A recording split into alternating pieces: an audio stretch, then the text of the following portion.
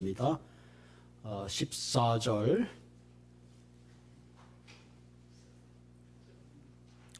우리 함께 한 절씩 우리가 교독하시도록 하겠습니다. 그런즉 내 사랑하는 자들아 우상 숭배하는 일을 피하라.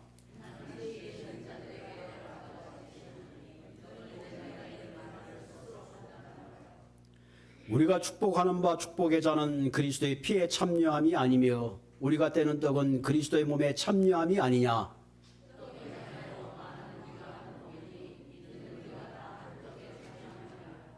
육신을 따라 나는 이스라엘을 보라. 제물을 먹는 자들이 제단에 참여하는 자들이 아니냐.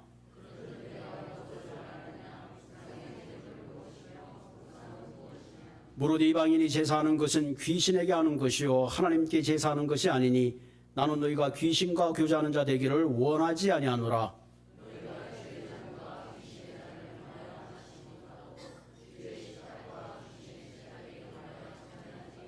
같이 읽겠습니다. 그러면 우리가 주를 노여워하시겠느냐? 우리가 주보다 강한 자냐? 아멘. 우리 이 시간에 우리 성가대 찬양을 우리가 함께 듣겠습니다.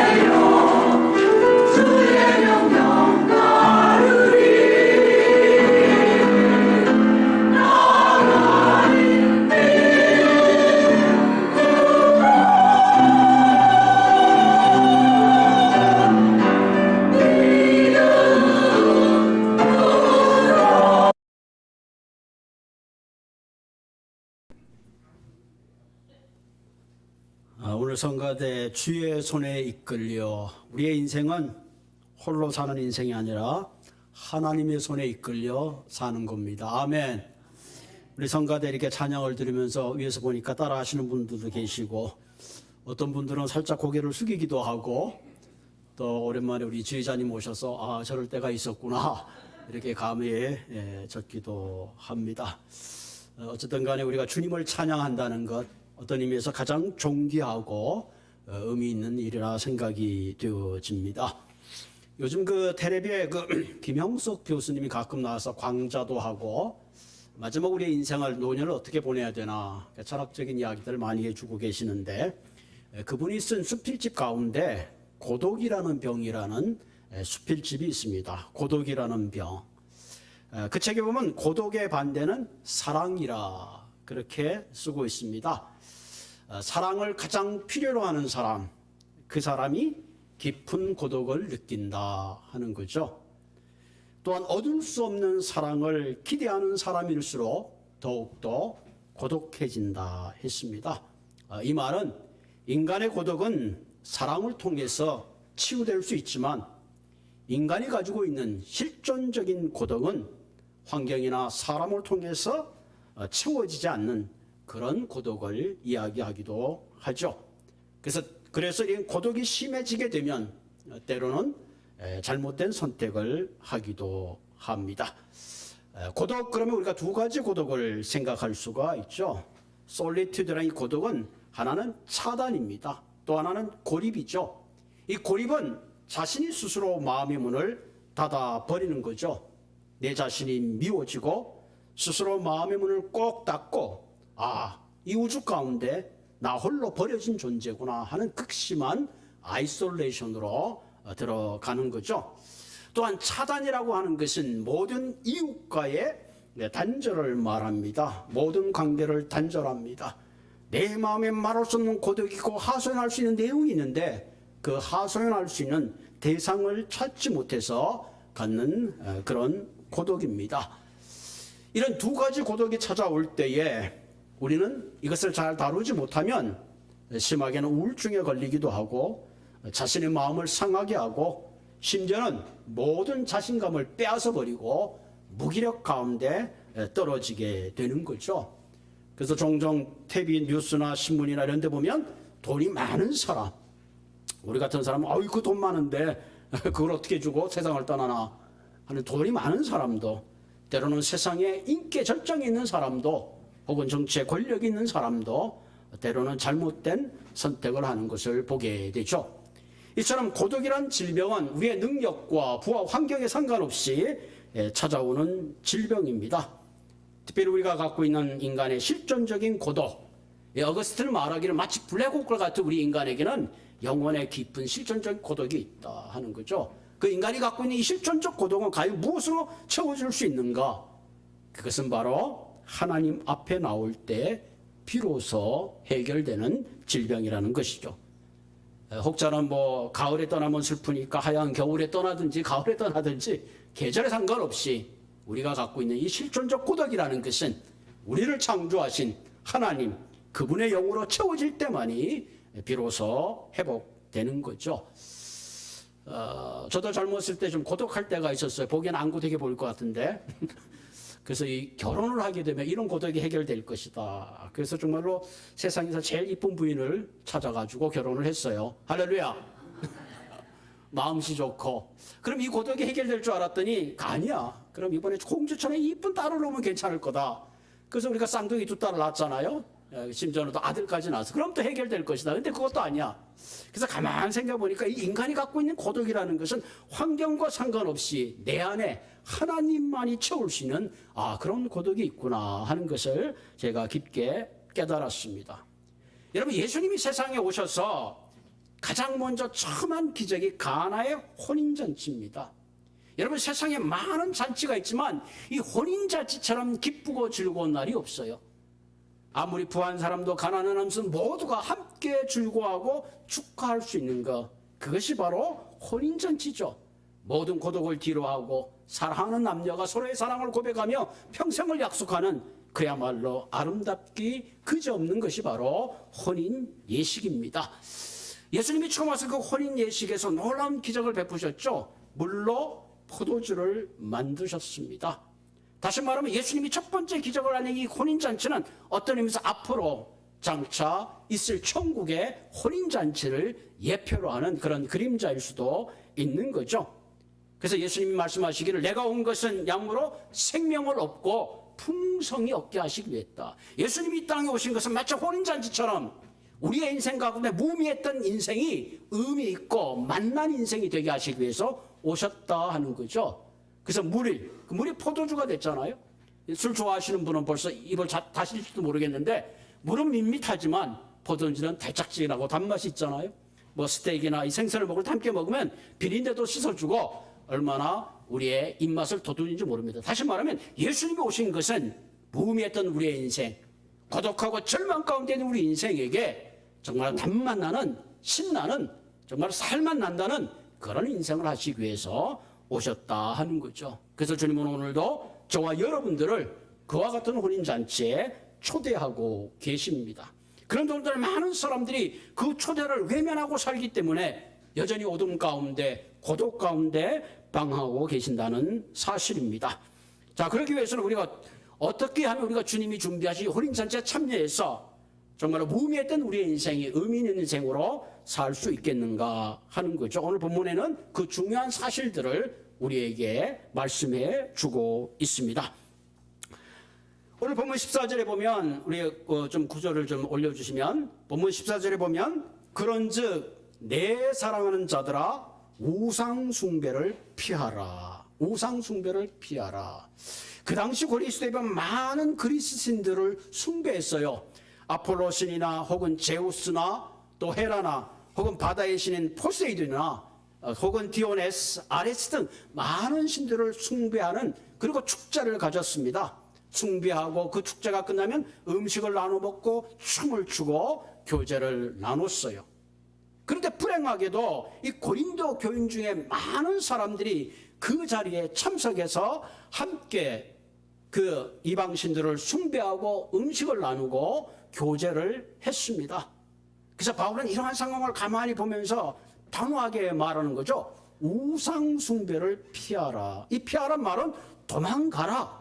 절대로 가지 마라. 그들에게 물들지 말라 하는 그런 의미를 담고 있습니다. 우리가 지금 고린도전서를 계속 설교를 듣고 있으면서 8장에서는 바울이 말하기를 그 시장에 나오는 우상 제물은 먹어도 상관없다. 그 뭐 우상은 별거 아니다. 그렇게 말했는데 왜 오늘 여기 와서는 이렇게 강력하게 말하는가? 우리가 좀 이렇게 거리가 있게 이해될 수도 있지만 사실 그 시장에 나와 있는 고기는 그 당시에 많은 제사상에 올렸던 그 고기들이 시장에 나와서 팔렸습니다. 사 먹는 사람들이 어쩔 수 없고 이제 사 먹을 수밖에 없는 그런 상황이 된 거죠. 그러나 여기서 말하는 이 우상 숭배에 가지 말라는 얘기는 그 우상 숭배하는 숭배의 자리에 가서 함께 잔치를 하고 떡을 따고 나누는 함께 교제하는 일을 하지 말라 하는 거죠. 여러분 이렇게 생각하면 훨씬 이해가 쉬울 것 같아요. 우리가 이제 제사를 예를 든다면 친구네 집에 갔더니 어제 우리 제사를 지냈어. 그러고 맛있는 것들이 나왔어요. 가서 그렇게 먹는 거와 그날 저녁에 제사를 가서 함께 절을 하고 교제를 하는 거하고는 상당히 다른 뉘앙스가 있는 거죠. 그래서 20절에 뭐라 그랬냐면은 20절에 가시면 무릇 이방인이 제사하는 것은 귀신에게 하는 것이요 하나님께 제사하는 것이 아니니 나는 너희가 귀신과 교제하는 자가 되기를 원치 않는다. 이방인의 제사와 가서 함께 예배를 드리고 함께 제사를 하고 음식을 나누는 거 뭐예요? 귀신과 교제한다 하는 거죠. 물론 이제 그 당시 그리스도의 어떤 신화에 나오는 많은 신들은 인간이 만들어낸 신들입니다. 그런데 문제는 그런 신들을 숭배하고 제사할 때 뭐가 역사한다고요? 귀신이 역사한다. 디몬이 역사한다 하는 겁니다. 요즘 그 유튜브에 보면은 그 많은 그 무당들이 나와요. 젊은 무당들도 나오고 많은 그 샤만 하는 사람들이 와서 그 사람들이 어떤 그 미래를 살짝 흘려주고 어떤 그 문제들을 해결해 주는 게 요즘 이제 직접 유튜브를 통해서 이렇게 나오더라고요. 그래서 어떤 사람들은 그 무당의 말을 듣고 뭐 결혼 날짜를 잡고 이사 날짜를 잡고 심지어는 뭐 그들이 써주는 부적도 바르고 붙여놓고 여러 가지 일들을 하죠. 그러다 보면 점점 그 사람의 말에 솔깃하게 되고 자신이 가지고 있는 의지와 자유의지가 점점 약해지는 거예요. 그래서 심지어 현대인들 가운데도 이사를 가야 되는데 언제 좋을까? 손이 있는 날인가? 없는 날인가? 날씨 좋은 날 가면 되는 거죠.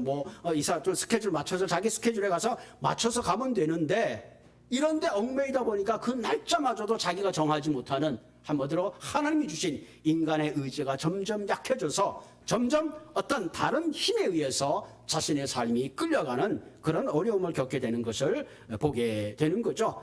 그러다 보면 점점 그 어둠 세력에 발을 들여다 놓고 그러다 보면 자신도 모르게 자유적인 사람이 되는 것이 아니라 의지적인 사람이 되고 마는 거죠. 오늘 본문에 보면 여기서 교제한다 하는 말을 우리가 기독교에서는 코이온이라는 말이죠. 펠로우십. 이 말은 한 몸이 된다. 그러니까 우상에 가서 경배하고 함께 거기서 제사를 지내고 함께 떡을 나누는 것은 귀신과 한 몸이 된다 하는 거죠. 그래서 바울은 절대적으로 말하기를 그곳에 가지 말라. 절대로 우상과 교제하지 말라. 그렇게 말을 하는 거죠. 그리고 오직 우리가 함께 교제하고 한 몸이 되고 나누어야 될 분은 바로 예수 그리스도이시다 하는 것을 말씀하고 있습니다. 그래서 16절에 가보시면 뭐라고 말씀하셨는가 하니 우리가 축복하는 바 축복의 자는 그리스도의 피에 참여함이 아니며 우리가 떼는 떡은 그리스도의 몸에 참여함이 아니냐 하는 거죠. 여기서 말하는 이 축복의 잔과 또 피, 떡, 여기서 우리가 지금 예수님이 말씀하시는 그 주의 만찬을 이야기하는 거죠. 이 주의 만찬은 사실 그 기원은 유월절 만찬에서 찾을 수가 있죠. 유월절의 만찬을 우리가 히브리어로 세테르라 그렇게 말합니다. 이것은 질서와 순서라는 뜻을 가지고 있습니다. 지금도 그 유대인들은 이런 유월절을 그 순서와 질서를 따라서 예식을 거행하고 있습니다. 그 유월절 예식에는 4잔의 포도주를 기준으로 이스라엘의 출애굽의 역사와 현재의 역사와 미래의 역사를 함께 조명하면서 그 유월절의 밤을 보냅니다. 그래서 유월절 밤을 볼 때 처음에는 이 올리브 램프에 초를 킴으로 시작하죠. 그래서 저희들이 예배 드릴 때 이렇게 초를 킵니다. 요즘은 보니까 이 초를 안 켜고 LED를 켜는 그런 교회들도 많더라고요. 그러니까 6월절을 시작되면 온 가족이 모여서 그 불을 켜는 사람이 어머니 가운데 가장 따뜻하고 가장 자상하고 가장 좋은 분. 그래서 우리 이윤희 권사님이 늘 이렇게 불을 켜고 계시는데 6월절 불을 킴으로 세상과 우리가 구별된 그것을 상징하는 겁니다. 그리고 전시가 그래서 이 첫 포도주를 따르고 축복의 그 말씀을 낭송합니다. 그리고 중요한 의식이 있는데 손을 씻는 정결 예식을 하는 거죠. 그래서 예수님이 잡히시기 전날 6월절 날 뭘 하셨어요? 잡시든 밤에 일어나 수건을 허리에 두르시고 손을 닦고 제자들의 발을 씻기시고 그것이 그 정결 예식에 오는 그런 하나의 순서죠. 내가 너희를 섬긴 것 같이 너희도 다른 사람을 섬겨라. 그리고는 쓴 나물을 소금에서 찍어서 먹습니다. 그리고 그 이스트를 넣지 않는 빵 3개 그걸 맛자라 그러죠. 맛자를 포개가지고 가운데를 자른 후에 접시에 올려놓습니다. 이거 이제 처음에 하는 순서죠. 두 번째는 어떻게 하냐면 두 번째 잔은 어떻게 하냐면은 그 가운데 이제 가장 나이 어린 사람이 4가지 질문을 합니다. 엄마 왜 우리가 오늘 이 맛자를 먹어야 되죠? 엄마 우리가 왜 이 쓴나물을 먹어야 되죠? 왜 이걸 소금에 2번 찍어 먹어야 되죠? 그리고 맨 마지막에 왜 우리가 비스듬히 누워서 이렇게 유월절을 식사를 하죠. 그러면은 그 부모님들이 출애굽 사건서부터 상세하게 하나하나 설명을 합니다. 우리 백성이 출애굽할 때 10가지 재앙이 있었다. 그리고 그것을 다 얘기를 하고 포도주를 입에 머금은 다음에 접시에 뱉어냅니다. 이게 2번째 잔의 예식입니다. 그리고 3번째 하는 것이 뭐냐면은 현재를 축복하며 그 다음에 이 그 떡 맛자를 먹기 위해서 축복문이 낭송이 됩니다. 그러면 그것을 낭송한 다음에 그 맛자를 한 개씩 나누어 주는 거죠. 그때 예수님께서 떡을 떼어서 맛자를 나누어 주면서 하신 말씀 뭐예요? 떡을 가지사 축복하시고 말씀하시기를 떼어 제자들에게 주시며 받아 먹으라. 이것은 내 몸이다. 그래서 예수님께서 그 맛자를 떼어 주시면서 그것이 자신의 몸인 것을 비유해서 하나씩 제자들에게 나눠주죠. 그래서 6월절 때 이스라엘 백성들은 그것을 맛자 사이에 그것을 이제 그 샌드위치를 만들어, 그 힐레 샌드위치를 만들어 가지고 하로셋이라는 소스에 찍어 가지고 먹습니다. 성경에 보면 예수님께서 그 떡을 하나 찍어 가지고 누구요? 가룟 유다에게 주죠. 그때 유다가 그 떡을 받고 예수님을 피해서 이제 도망가는 그런 장면이 연출되고 있습니다. 그리고 맨 마지막 바로 잔이 식사를 마치는 세 번째 잔이죠. 그때 예수님께서 잔을 들어 축사하시죠. 그리고 말씀하시는 게 뭐예요? 너희는 이것을 받아 마시라. 이건 너희를 위하여 내 흘린 피니 이를 위하여 나를 기념하라. 그렇게 하는 게 세 번째 축복의 잔이죠. 그 마지막이 이제 네 번째 잔입니다. 이 예식이 순서대로 다 끝나게 되면 그 다음에 방문을 열어놓고 그 엘리야 잔으로 네 번째 포도주를 가득 채우죠. 그렇게 해가 지면서 시작해서 끝나는 게 자정쯤 끝납니다. 그러면은 전부 지붕에 올라가 가지고 시편 113편이나 118편으로 할례송을 부름으로 유월절 예식을 마치게 되는 거죠. 그래서 오늘 본문 16절에 우리가 축복하는 바 자는 그리스도의 피에 참여함이 아니며 우리가 떼는 떡은 그리스도의 몸에 참여함이 아니라. 그래서 이런 예식을 통해서 주의 전 성만찬을 통해서 우리는 그리스도의 떡과 그의 잔을 마심으로 그리스도와 교제함으로 그리스도와 한 몸이 되는 겁니다. 그렇기 때문에 우리가 사실 이 성찬을 한다는 것은 대단히 의미가 있습니다. 그런데 오늘 많은 그리스도인들이 이런 축복의 잔에 참여해야 되는데 의외로 세상적인 교제에 머물리기를 좋아한다는 사실입니다.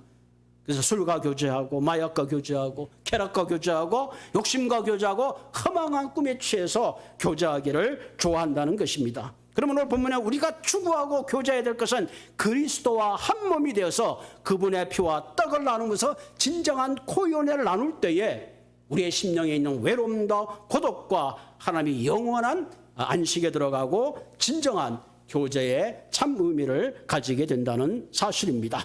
자, 그럼 우리가 그렇게 하기 위해서 우리는 다음 세 가지 중요한 사실을 깨달아야 합니다. 우리가 예수님의 성만찬에 들어가서 그분의 몸과 함께 그분과 함께 교제하기 위해서 우리가 뭘 해야 되느냐? 먼저 우리는 그리스도 안에 들어와야 합니다. 그걸 우리는 소속감이라고 얘기하죠. 본문 16절에 보면 우리가 축복하는 바 축복의 잔은 그리스도의 피에 참여함이 아니며 우리가 떼는 떡은 그리스도의 몸에 참여함이라. 대단히 중요하죠. 그 당시 사도행전 2장에 보면 모일 때마다 이분들은 성찬식을 가졌어요. 그리고 그 교제를 통해서 우리가 한 몸 되고 한 교제 되는 것을 늘 나누었습니다. 오늘날도 우리가 교회에서 이제 성찬식을 하고 있죠. 성찬식은 두 가지가 하고 있습니다. 하나는 이 클로즈 성찬식이라 그래서 교회 예배 오신 분들 가운데 장로교에서도 많이 하는데 세례 교인 이상 혹은 우리 교인들의 멤버가 되는 사람들이 성찬식에 참여할 수 있습니다. 이렇게 어나운스를 하고 성찬식을 집행합니다. 보통 우리 연합감리교에서는 어떻게 하냐면 교회에 오신 모든 분들에 한해서 성찬식을 참여하죠. 이것을 오픈 성찬식이라 그랬는데 그래서 누구든지 그리스도의 떡과 잔을 함께 나눕니다. 왜 그러느냐? 우선 웨슬레의 프리비넌스 그레이스, 하나님의 선제적 은총으로 말미암아 그 성찬을 볶고 마실 때에 하나님의 특별한 은혜가 임할 것을 기대하면서 우리가 성찬식을 베풀고 있습니다. 여러분, 우리가 인생 여정은 지난주에 긴 마라톤과 같다 그랬죠. 마라톤을 하는 사람들을 보면 마라톤 하다가 힘이 들 때에 물도 갖다 주고 땀도 닦아주고 심지어는 마라톤 하는 사람들이 힘들지 않게 함께 띄워주는 그런 경주자가 있는 거죠. 그런 의미에서 우리의 인생의 긴 마라톤에서 반드시 필요한 함께 가야 될 동반자가 있다면 바로 그분이 살과 피를 떼어주신 예수 그리스도가 되어야 합니다. 그럴 때 우리의 인생이 아무리 힘들고 고독하고 어려울 때 할지라도 주님이 함께 우리와 걸어갈 때에 우리는 그 모든 어려움을 이길 수 있는 그런 삶을 살게 되는 거죠. 그럼 마태복음 5장에 보면 아주 고독한 여인이 나옵니다. 12년 동안 혈루증으로 얼굴은 하얗고 약을 먹어도 효염이 없고 심지어는 그런 여인은 성전에 들어가서 예배조차 드리는 것을 금했습니다. 가정도 친구도 이제 모든 것이 자존감이 상실돼 이제 죽는 길밖에 없었죠. 그런 이 여인에게 한가닥의 희망의 소식이 들리죠. 이 가버나움 우리가 사는 동네에 예수님이 지나간다는 소식을 듣습니다. 내가 그분을 만나면 소망이 있겠구나. 안전병이를 고치시고 눈먼 자를 살리시고 심지어는 문둥병자를 고치는 그분을 만나면 내 인생에 희망이 있겠구나. 그리고 많은 군중 앞에 감히 앞으로도 가지 못하고 예수님 뒤에서 옷자락에 손을 댑니다. 그때 예수님이 돌아보시면서 누가 내 옷자락에 손을 댔느냐? 베드로가 말합니다. 예수님, 수많은 사람들이 예수님을 지금 밀치고 당기고 있는데 수많은 사람이 손을 댔는데 어찌 그런 질문을 하십니까? 그때 그 여자가 오늘 되는 순간에 자신의 몸에 놀라운 능력이 있고 그동안 흐르던 그 모든 혈루의 근원이 마른 것을 깨닫고 예수님 앞에 나와서 머리를 조아립니다. 그때 예수님께서 따라 내 믿음이 너를 구원했으니 평안히 가라고 선언해 주고 계십니다. 오늘도 주님은 길을 가시다가 그 파리한 여인을 돌아보시며 그 길을 멈추었듯이 우리의 인생을 돌아보시고 오늘도 우리를 만져주시며 오늘도 우리의 인생 가운데 절망 가운데 희망으로 우리를 인도해 주시는 그런 분이시다 하는 겁니다. 그러므로 사랑하는 성도 여러분, 우리가 교회의 멤버가 되는 것 대단히 중요하잖아요. 여러분들이 등록하는 순간에 이미 모든 부분이 우리가 케어가 가능해지는군요. 아, 그분이 아프구나. 무슨 일이 있을 때 우리가 공동체가 함께 나누는 거죠. 여러분, 같은 교인인데 다른 교인, 전혀 우리가 뭐 등록되지 않은 또 다른 교인도 물론 어려움이 있으고 우리가 도와야 되겠지만 가장 프라이어리티가 등록된 교인인 거죠. 우리가 자녀가 있어, 자녀가 어려움이 있으면 가장 그 프라이어리티는 부모는 그 자녀에게 있는 거죠. 물론 여친 자녀도 소중합니다. 마찬가지로 우리가 중요한 것은 내가 예수를 믿을 때에 교회 멤버가 되는 것도 중요하지만 더 중요한 것은 내가 그리스도 안에 들어오는 겁니다. 주는 나를 구원자시오, 나를 창조하신 분이요, 나를 위해 십자가에 죽으신 분이요, 내 자를 사해 주셨다는 분명한 고백 안에 들어올 때에 우리는 주의 성찬식에 그분과 한 몸이 되고 그분의 능력이, 그분의 삶이, 그분의 모든 것을 함께 공유하는 그런 삶의 자리로 나가게 된다는 사실입니다. 두 번째 필요한 것은 뭐냐면은 동질감입니다. 17절에 보면 떡이 하나요 많은 우리가 한 몸이니 이는 우리가 다 한 떡에 참여함이라. 굉장히 중요하죠. 한 몸, 한 떡. 특별히 신약에서는 이 교회를 지칭할 때에 교회는 그리스도의 몸이라 그렇게 얘기하죠. 머리 대신 그리스도 안에서 하나하나의 지체됨을 교회를 그렇게 표현하고 있습니다. 여러분, 저희 교회 나오신 분들 가만 보면 연령도 다르고 문화적 배경도 다르고 개성도 다르고 모든 것이 다 달라요. 그런데 오늘 성경은 뭐라 그래요? 우리는 한 지체다, 한 몸이다, 그러는 거죠. 이게 대단히 중요합니다. 여러분, 이 시대는 개인주의 시대죠. 무엇이든지 나만의 안위를 추구하고 행복을 추구하는 그런 시대에 살아가고 있습니다. 근데 이 동질감이니까 그리스도 아니까 한 몸이고 한 지체가 되었다는 말은 이제는 내 자신의 일을 돌아볼 뿐만 아니라 각각 다른 이들의 일을 돌아보아야 되는 우리의 삶의 지경과 영향이 넓어져 있음을 주님은 말씀하고 있습니다. 우리가 함께 교제하고 한 지체됨을 선언하고 함께 나눌 때에 우리는 모든 고독을 넘어서서 그리스도 안에서 참된 교제의 자리에 나가게 되는 겁니다.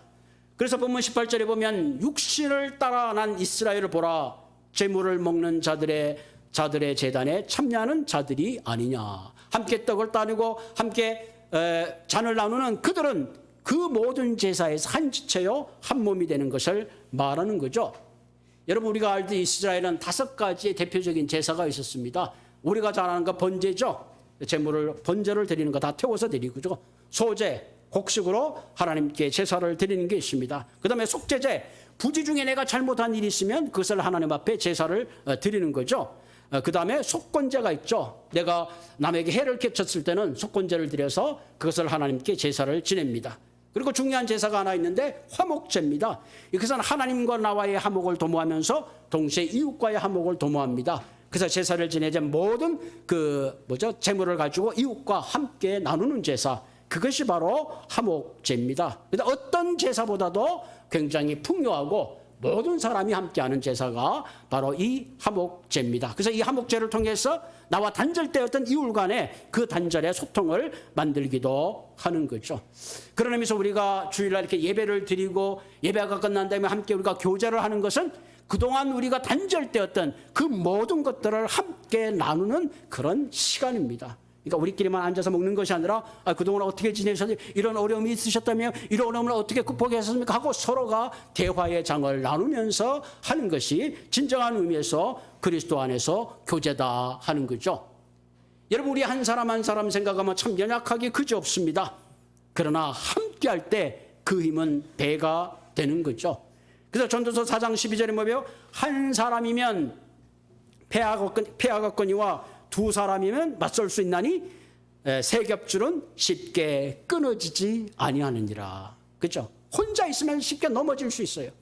그러나 옆에서 함께 힘들고 어려울 때 기도하고 세워줄 때에 그것은 세 겹줄은 끊어지지 않습니다. 이 세 겹줄이 기억하기 힘드신 분은 삼겹살을 기억하시면 될 것 같아요. 예? 혼자는 약해요. 그러나 함께 붙들어주고 함께 갈 때에 우리는 연약한 자가 아니라 큰 힘을 얻고 새 힘을 얻게 되는 거죠. 옛날에는 교회에서 우리가 목회자들도 옛날에 막 훌륭하신 목사님들이 많았잖아. 그야말로 히로 목사님들. 또 교인들 가운데도 이제 특별한 그런 탁월한 사람들이 교회의 리더였어요. 그런데 요즘은 그런 히로나 탁월한 사람을 요구하는 것이 아니라 이제는 함께 공감하는 사람, 동질성을 느끼는 사람이 리더의 자격이 있다는 거죠. 어떤 일이 있을 때 이런 일은 이렇게 해결하면 돼 라고 해결해 주는 사람이 아니라 그래 그런 어려움이 있었어, 나도 그런 어려움이 있었어 하고 함께 공감하고 그 아픔을 함께 느껴지는 사람, 그런 사람이 진정한 의미에서 동질성을 가진 리더가 될 수 있다는 거죠.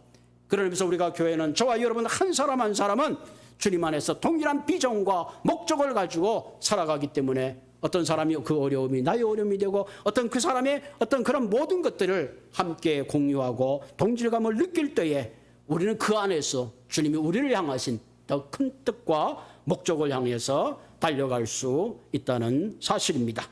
그래서 이 서로 이해를 한단 말은 언더스탠딩 아니에요. 위에서는 상대를 알 수가 없어요. 내려갔을 때 그 사람을 이해할 수 있고 그 사람을 알 수가 있죠. 우리가 교회를 다니다 보면 흔히 어떤 말 때문에 그냥 오해가 오해를 낳고 별거 아닌 것 때문에 그동안 쌓았던 우정이 관계가 멀어지는 걸 우리가 보게 돼. 왜 그런가? 서로 공감하지 못했어. 그 말을 왜 그랬을까? 서로 조금만 이해하면 쉽게 넘어갈 수 있는데 그걸 하지 못했어. 여러분 어떤 인간관계를 이렇게 서로 트러스트하고 신뢰성 쌓는데 얼마나 힘이 들어요. 그런데 그것을 허무는 것은 한순간입니다. 그러면서 우리가 서로 공감할 때에 우리는 그리스도 안에서 진정한 교제의 폭을 넓혀갈 수가 있습니다. 세 번째 필요한 게 뭐냐? 우리에게는 구별화, 차별화가 필요합니다. 이거 대단히 중요하죠. 본문 21절에 보면 너희가 주의 잔과 귀신의 잔을 겸하여 마시지 못하고 주의 식탁과 귀신의 잔을 겸하여 참여하죠. 이 겸한다 하는 말이 함께한다 하는 거죠. 이거 다시 말하면 주의 잔을 성찬에 참여하고 제사를 지내고 우상을 숭배하고 이렇게 할 수 없다. 쉽게 말해 이 말은 이렇게 말해 현대인으로 말하면 종교적인 혼합주의를 말하는 거예요. 여러분 이스라엘 백성들이 우상을 섬긴 게 하나님을 멀리하고 우상만 섬긴 게 아니에요. 그들은 때가 되면 하나님께 제사를 드렸습니다. 화목제도 주고 소제도 주고 속건제도 주고 번제도 주고 많은 제사를 드렸어요. 그럼에도 불구하고 동시에 뭐냐면 그들은 바알을 섬기고 아세라를 섬기고 우상을 섬겼던 거예요. 그래서 하나님이 그들을 가장 싫어했습니다. 그래서 역대하 33장에 보면 므낫세는 20세의 왕이 됐습니다. 이 왕이 돼가지고 바알의 제단을 쌓고 아세라의 목상을 만들고 1월 성신 하늘과 딸과 별을 숭배했습니다.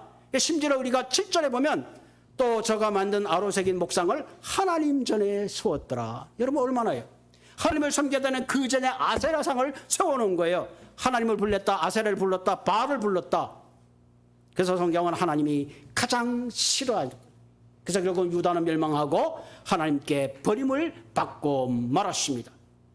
여러분 우리가 교회를 섬기고 하나님을 섬길 때 가장 중요한 것은 우리가 하나님 앞에 거룩한 떡을 대고 거룩한 잔을 마시면서 세상에 나가서 동일하게 세상의 쾌락의 잔을 마시고 욕망의 떡을 먹고 살아간다면 주의 잔과 귀신의 잔을 겸하여 섬기는 그들과 별반 다를 것이 없다 하는 겁니다.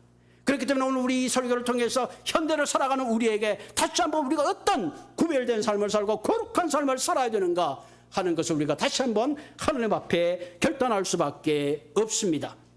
그래서 22절에 뭐라 그랬어요? 그러면 우리가 주를 노여워하시게 하겠느냐? 우리가 주보다 강한 자냐? 주의 잔과 귀신의 잔을 겸하게 함으로 하나님을 진노하게 하겠느냐? 결코 그럴 수 없다. 우리는 주님이 주시는 그 주님의 잔을 함께 마시고 떡을 함께 떼므로 그 주님과 한 몸이 되어 나는 부족하지만 주님의 능력이 내가 되고 나는 가라지만 주님이 채워주는 영적 생명의 능력으로 살아가는 것이 바로 너와 우리들이다. 지금 그렇게 설명하고 말씀하고 있습니다. 때로 세상이 주는 자는 달콤합니다. 그러나 그것이 진짜가 아니에요. 내가 붙잡고 있는 물질도 권세도 다 지나가는 거예요. 토요일에 어떤 분이 이런 얘기를, 목사님, 그분은 굉장히 건강했어요. 근데 오늘날 갑자기 아프시다 그러더니 운명을 달리하고 말았습니다. 이것이 인간이 갖고 있는 한계인 것입니다. 우리는 연약하지만 주님은 강하십니다. 내가 주님과 연결되어 있으면 우리의 부족함을 주님이 채워주십니다. 우리의 무능함을 주님께서 능력으로 커버해 주시는 것입니다. 그러므로 우리는 주님 안에서 귀신의 장과 주의 잔을 겸하여 섬기는 것이니라 구별된 삶, 거룩한 삶을 반드시 추구해야 된다는 사실입니다. 나를 위해 죽으시고 부활하신 주님은 오늘도 우리 모두를 주님의 그 거룩한 잔치에 초대하십니다. 내가 주님 앞에 소속되어 있고 우리가 서로 함께 한 몸으로 동질감을 느끼고 우리가 그리스도 안에 차별되어 산다면 세상의 그 어떤 고독도 쓸쓸함도 이길 수 있는 능력의 삶을 살게 될 줄로 믿습니다. 같이 기도하겠습니다. 살아계신 하나님, 때로는 우리가 인생을 살면서 우리의 소속감을 제대로 깨닫지 못해서 때로는 하나님 귀신의 잔을 겸하여 섬기며 주님의 잔을 마시며 주님을 노엽게 한 적이 참 많았습니다. 오 하나님, 우리 이 말씀을 대하면서 다시 한번 우리의 삶이 세상과 구별된 거룩한 삶을 추구하는 저희들 되게 하여 주시고 우리의 심령이 그리스도께 속함으로 말미암아 주님이 주신 장과 주님이 주신 떡을 통해서 다시 한번 우리의 삶이 능력 있는 삶이 될 수 있도록 주님 인도하여 주시옵소서. 오늘도 이 시간 우리 한 사람 한 사람 주의 능력으로 붙드셔서 세상을 이길 수 있는 힘을 주시고 고독과 외로움과 쓸쓸함을 이길 수 있는 충만함으로 주께서 붙잡아 주시고 위로하시고 함께하여 주시옵소서. 예수님의 이름으로 감사하며 기도드리옵나이다. 아멘.